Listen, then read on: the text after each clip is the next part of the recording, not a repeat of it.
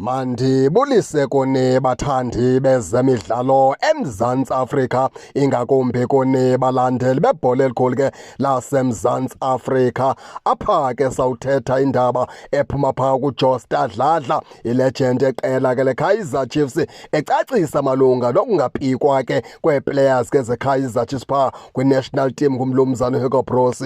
Uthi ke phaa uJosta Dladla kwawufuneka sizifundise ukwamkela singabalandeli beqela leKaizer Chiefs ke sizifundise ukuyithetha inyani ngexesha ke lapho ifuneke ithethwe khona. Uthi ewe naye uyayithanda iKaizer Chiefs futhi ke nabadlali abakhoyo abathanda beKaizer Chiefs nguJosta Dladla, kodwa yena uza kuyithetha inyani njalo into yokubana akakabikho umdlali phaa kwiqela leKaizer Chiefs ke fitha ncakasana kwibafana bafana. Uthi ke loo nto leyo masixole ke mabaxola abalandeli beqela leKaizer Chiefs inyani njalo. Okwangoku iKaizer Chiefs isabhilda isazama ukwakha ingconanyana okwangoku, kodwa ayithethi ukuthi inganabo abadlali abaphaa kubafana bafana. Akakabikho kumdlali ambonayo njengoJosta Dladla okubana ke angafithwa kanye kanyathela phaa kwibafana bafana. Enza umzekelo athi naba bebebiziwe nguHugo Broos kwesa squad sakhe ke ebehlenga kuso, ebebabizile kodwa bebengekho fit ncam into okubana ke bangaya phaa ku-AFCON. Uthi noMdudu Zijabalala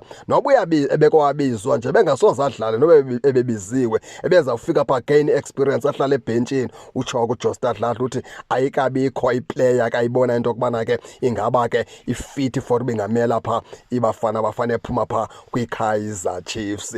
Utsho ke phaa uJosta Dladla ke baphulaphuli ke. Singene kancinci ke kule ntetha ke kaJosta Dladla. Josta Dladla sokuphikisa umfana omdala.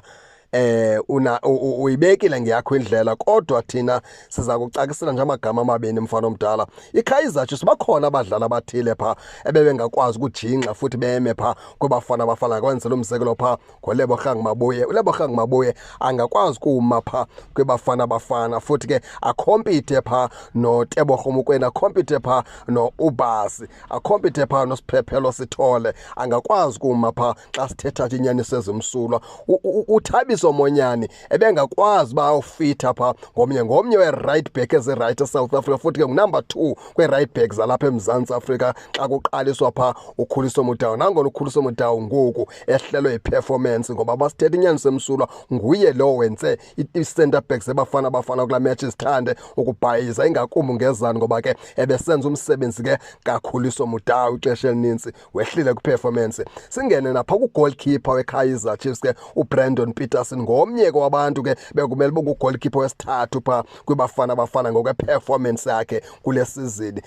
uBradley Cross udlala kakuhle kakhulu phaa ngasekunxele, ngomnye wabantu naye bekumele bakhe uthathi wonxityiswa elaa jezi phaa kwibafana bafana. Sikuxelele ngokwenyaniso Josta Dladla, siyeke ke ngendlela eniyijonga ngayo iKaizer Chiefs ke mhlawumbi niyijonga ngamenye amehlo, kodwa xa uyiqwalasela zikhona ii-players phaa ezingamelana nebafana bafana nge-experience phaa uLebogang Mabuye, uThabiso Monyane, uBradley Cross kunye ke noBrandon Peterson. La experience okanye ke zii-players ezingakwazi ukumelana phaa nebafana bafana. uMdudu Zijabalala nam ndiyala kuye, akukabikho nto erayithi ngumdudu. uMdudu sekuninzi ekusafuneke kufundiswe nakumele akufunde. Okokuqala nje mele baqabalwe nomcimbi weweight phaa kuye. Yesibini ndawo bazame ke ukumqeqesha ngoba ke udala ekuKaizer Chiefs uMdudu Zijabalala zisizini ngesizini, akaseyo youngster kudala phaa.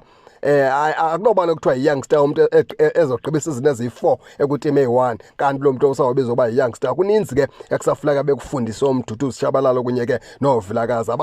Bakabikho ready ke bona ke ukuya phaa kwibafana bafana. Ndingakungqinela ke lapho, kodwa kwezi sendizibalile zine-experience bezingakwazi ufitha phaa kwibafana bafana. Ndifuna ke baphulaphuli ke ningene nanitsho into yokubana ke niyavumelana nanto Josta Dladla, nina nibona ngeyiphi na indlela. Nize ke ngakhohlwa usubscribe kule channel ukuze ningaphoswa zezemidlalo endizanothulela zona kwixa elizayo kakuhle babukeli.